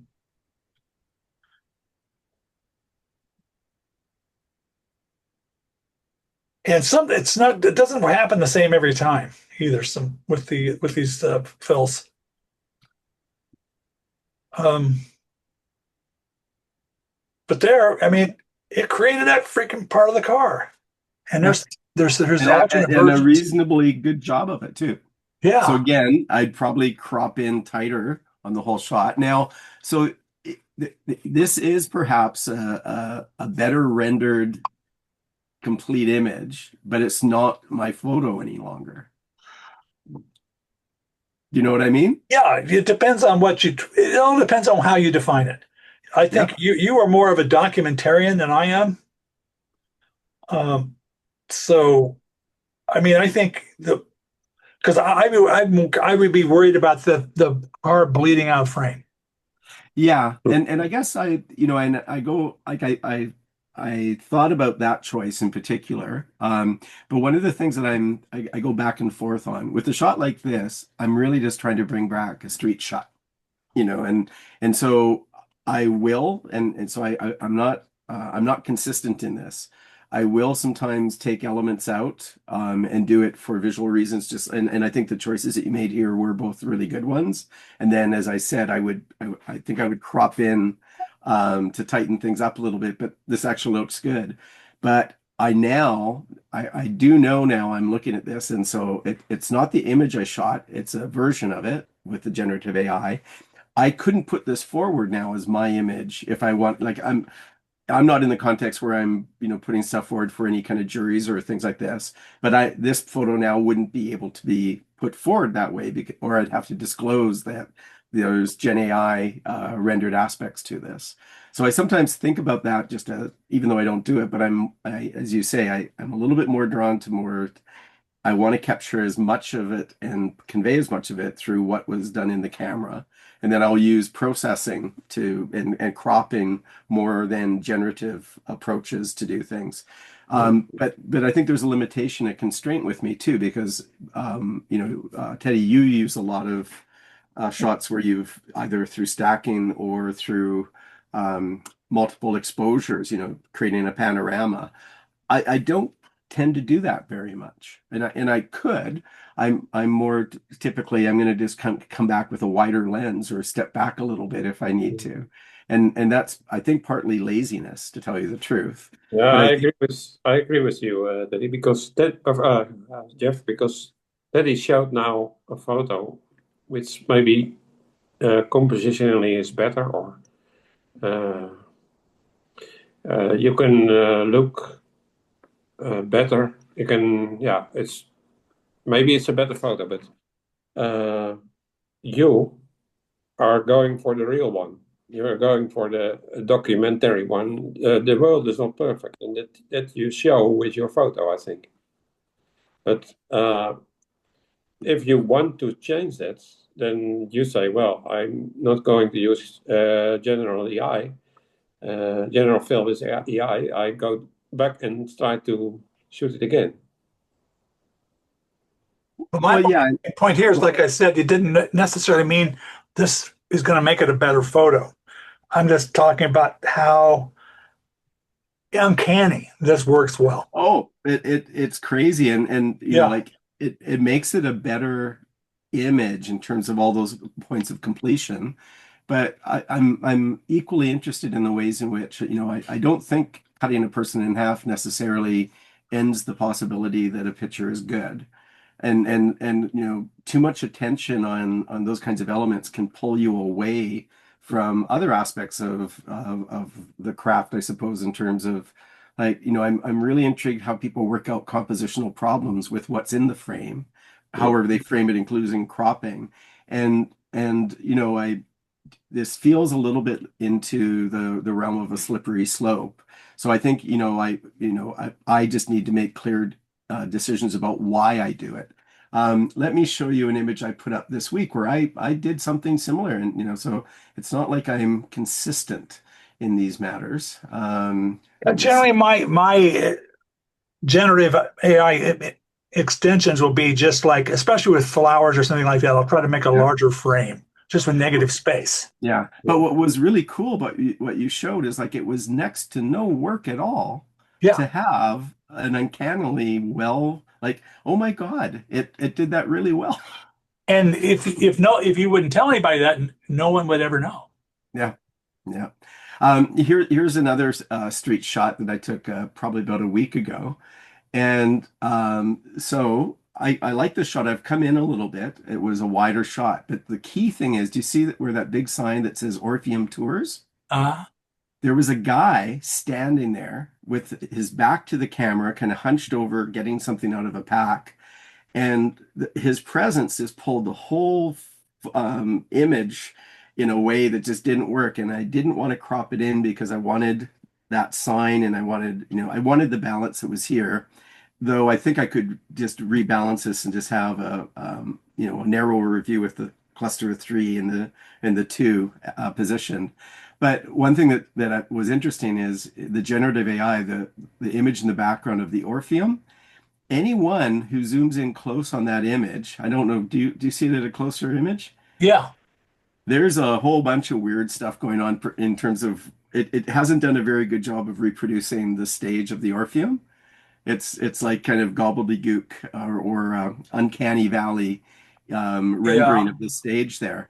I can see it, and anyone who zooms up on this will see it, but you don't see it there necessarily. So I'll see if I can go a bit closer on it. But can you see there I see what how, you're talking about. Yeah. yeah. So now I could keep playing with this for as long as I want, but in some respects, in terms of my preferences right now, and this could just be me being stubborn and I don't know what else.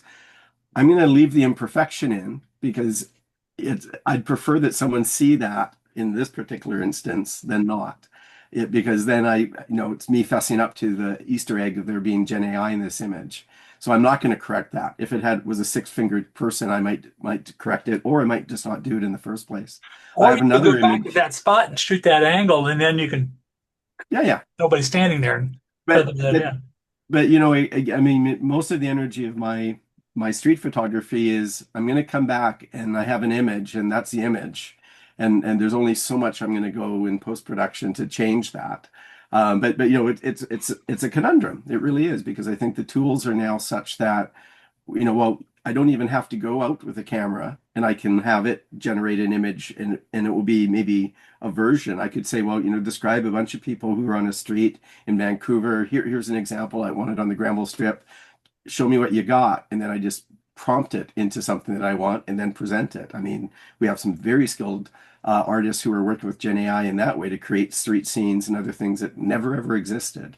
But I think with the camera, I want to do it with the camera as much as possible. Yeah. But you talk about the you have to make decisions when you are there, but sometimes it's happening when you are there, but it's not perfect. Yeah. The woman there on the left, they are very nice, and the man who's looking in the camera on the right is very nice. If you had waited, maybe you couldn't have this shot. Yeah. So, Yeah. what is your decision? You show a photo which is not perfect with a man on it, which is not your favorite shot, or you show too much. That's your that's what you're weighing, or you take it out with AI. Yeah. Or you wait for a longer time and then you don't have the shot. First, I think you have to make the shot because Yeah. Good point. maybe it's not happening again. And but I don't know. Do you have more shots in of this scene? Yeah, here. So that and the other thing I'm doing, this is, I think we just have a couple minutes, so very quickly. Where I'll do this one. Um, so this is the series. I may have shown you some of these before, but so Jan, you put your series together across time more often than not. Like I'm going to take a series. So this is all on the same walk after I went to a show. And so I'll back up because so I'm just about to get on the subway here, but I'm trying to capture like five or so shots along a timeout and then bring those back and I'll gather them together and present them. So that's the thing that I find motivating to do, and I try to do that every day. So this is now going backwards in time, and so more shots on the street. And this I show a lot of stuff from this area of Vancouver because it's so full of life all the time. And this is earlier in the night. This is as close as we're getting to snow right now, by the way. This is Vancouver in the snow right now. So, again, I'm trying to show my a portion of my evening, in transition. And then then I went back into color. So in any case, I think Teddy, you said it earlier. I'm a little bit more on the documentary side when I'm doing this kind of photography, but I'm easily seduced into things that are more creative and imaginative or different as well. Now, when you talk about you wanted it blown out the guy in the other photo. Mhm. Now, if that had been done perfectly, so that Orpheum poster was exactly how it should be, how would you think about that differently? Well, I think the previous points I made still hold that like in like I'm pretty confident that this isn't a picture I would put forward. I'm happier with the picture without the guy in it. I made the decision to do it. So I'm not in a place where I'm hard and fast on this, but I do find myself increasingly hesitant to make really central changes like that. Peripheral, I'm a little bit more comfortable with, but if it like I took someone right out of the center of that's a bigger decision for me. And so I'm just noting that right now. Possibly this time next year, I won't think twice about it. And I might have some additional tools to make it even easier. I was thinking, yeah, it's just afterwards thinking, but maybe you had to make the decision to draw your camera a little bit. Mhm. And the guy was not in the camera. Well, yeah, I could have reframed in the moment, but I Yeah. didn't, and I still want the shot. Yeah. So So I could actually, rework this with cropping or through you are repairing your decision Yeah. more or less. And then, yeah, to me, they say often that I want to show everything. So that's maybe you have this problem as well sometimes. That Yeah. yeah, you have only 1 second of time. So if you waited half a second, maybe you had made a better decision. And I don't know, but Yeah. Well, and because I am also not shooting, like I'm not doing like 5 or 6 shots of the scene. It's usually one or two. yeah, Rarely two, usually one. But I guess the other piece is that like I really enjoy shooting with a 28 millimeter lens because by definition, I there's a lot of context there. So yeah, I have to get closer. I have to be conscious of framing. I have to have a sense of a scene more so than just an isolation of a person, yeah, or just one component. Or I crop in. But yeah. if I can make everything work at 28 millimeters and I'm not needing to crop in, I'm going to have a better picture, or I'm going to have a better realization of what I saw, which prompted me to click on the Yeah, shutter. last year, no, the year before, I had a 28 millimeter only and a 70-200. But this year, I bought a 50 millimeter, or year before, I don't know. Actually, I'm working better with my 50 millimeter. I don't Yeah. know if you, uh, 50 and uh, 28 are my most common yeah, ones. 50 and 28, I'm changing some all the time. But now, last time, I'm more in the 50. Yeah. So I think maybe when you had a 50 millimeter here, maybe Yeah, that the man was not there. yeah. Well, and I do most of my street photography in the 28, 35, 50 range. That's kind of the sweet spot, like, So and they're different using analyzing this photo, maybe I don't know, but maybe it's a solution to go a few evenings with the 50 millimeter, yeah. and then see what's your opinion about it, if it's going better or not, or yeah. Yeah. Sometimes I make wrong decisions as well. Sometimes I'm going back to the 28 because I cannot. Yeah. I'm too close. I and this camera only has 28. That's its only Right. option. Yeah. And it's only black and white. So, and it's its only option again. So for me, having constraints is a creative tool. Hmm. So I Yeah, have to work at 28. I have to work in black and white. That makes me more creative. my Yeah. out and about lens is a 24 to 120. And that picture I shot of the woman with the red bag, Mhm. I shot 24 to get the both halves of the stairway, and that I was interested in to begin with. But then I had from the same standing position, I zoomed in to like probably about 100, and that's how I got the woman coming down the stairs. Right. So yeah, I mean, I think the classic street photography focal length is 24. But Yeah. 28 is close enough. Yeah. I mean, you're going to have to get in there and make it a little bit punchy. Now, Yeah. I've also got a 14 to 24 wide angle lens, and I read a lot about that before I got it. And there are some very interesting things you can do with street photography, but you got to get right in there, Really close. Yeah. and Yeah, you I've got a can't. 24 as well, and it's a lot of fun to shoot with. And Yeah, it's even wider, but you don't get distortion, which is why it's better than a Mm. 21 for me in terms of street. But there are exaggerations, that people are so lighter. He only used the Yeah. 130. He only used 100, 130, something like this. 135. Yeah. Yeah. And you see uh, about that man that passed away last week. He used the tele as well. So it's not us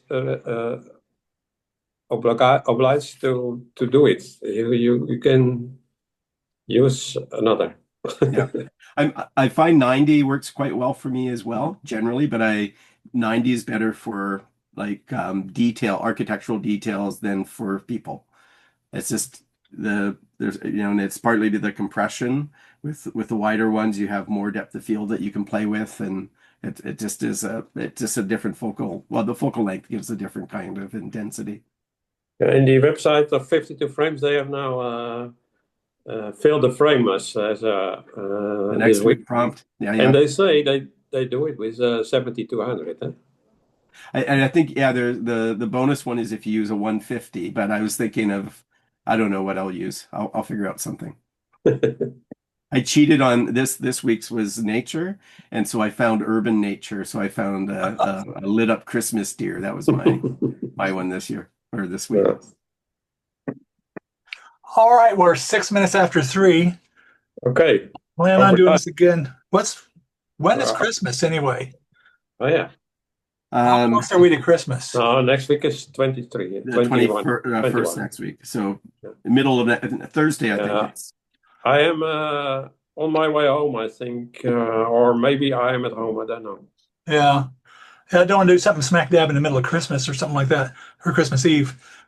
Anyway, probably we're going to do it again next week, and the only time I won't be here is when I'm going to be in Norway next month. That's like a month from now. So, and I'll be gone for 2 weeks in Norway. So anyway, this was great. It's Yeah. great to see you guys. I don't know. I can't figure out why we can't get at least a couple more people show up more frequently. But Maybe put another poll about timing. Maybe the timing is the issue. yeah, because we got people that are interested in seeing me, and there are people that show up. So, and Yeah, I or think if we maybe had too many start. people, it wouldn't be as good.